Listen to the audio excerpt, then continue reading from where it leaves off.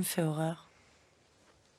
Tout ça parce que moi, qui étais enfermée et qui ne parlais jamais à personne, j'ai été élevée à coups de pied au cul. Quand j'y repense, ça me rend malade. Mais aujourd'hui, personne ne me défend de faire ce que j'ai envie. Je peux mener...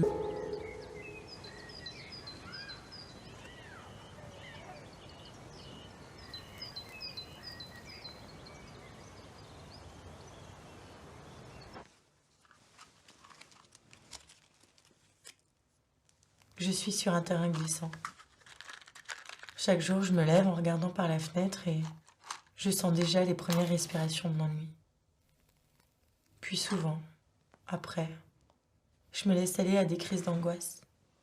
Je m'empresse alors d'aller dans les pharmacies du quartier et je rentre en vitesse chez moi après le travail pour me shooter au Lexomil, au Tranxène, au Temesta et au Xanax. Et le psy m'a prescrit également des antidépresseurs pour combattre l'anxiété, les troubles obsessionnels compulsifs et certaines phobies.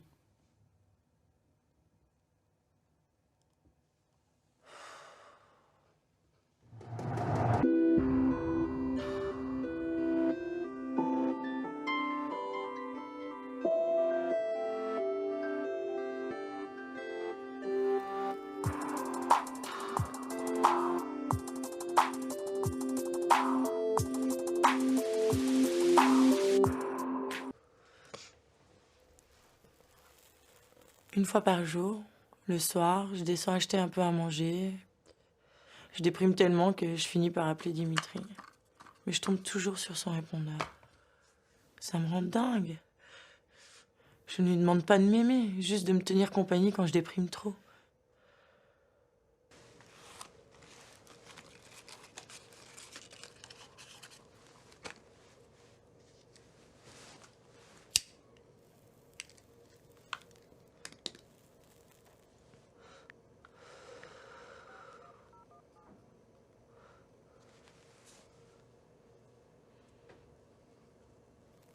Vous êtes bien sur le répondeur de Dimitri Marmois. Vous pouvez me laisser soit un message ou voilà.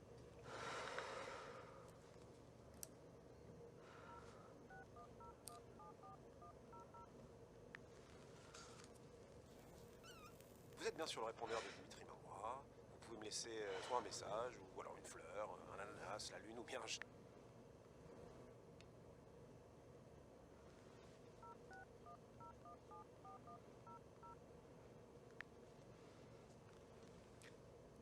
Vous êtes bien sur le répondeur de Dimitri Marmois. Vous pouvez me laisser soit un message ou alors une fleur, un ananas, la lune ou bien un chat. Merci de parler après le bip sonore.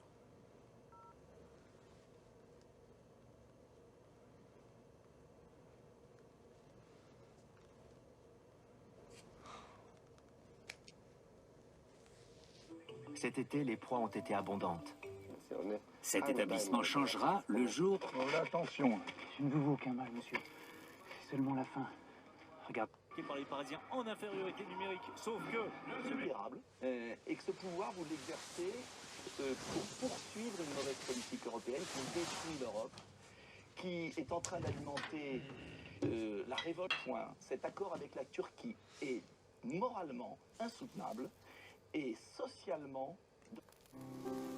There is something, I don't know, there's something I can do for you. Comme ce cocaïne, que je suis accro à lui comme une droguée. Il n'a peut-être pas tout à fait tort. Quand il me dit ça, j'ai envie de le frapper.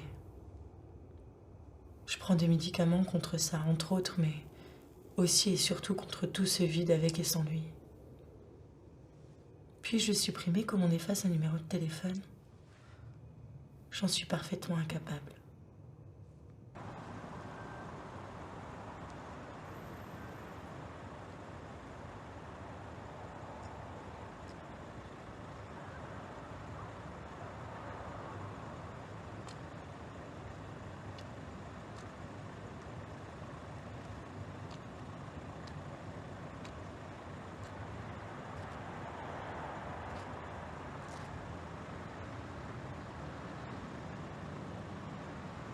Je n'ai pas demandé le ciel.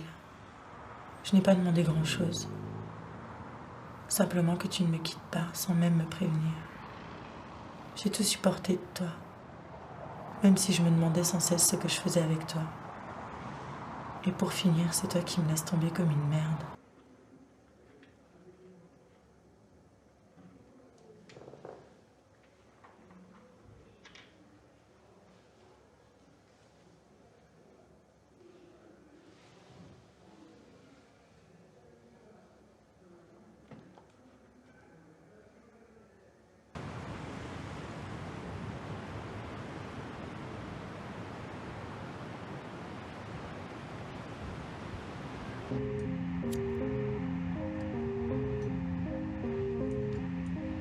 J'ai pleuré toutes les larmes de mon corps quand il est mort sous mes yeux.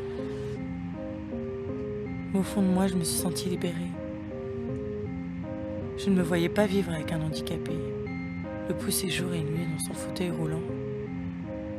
De toute façon, il a eu ce qu'il mérite.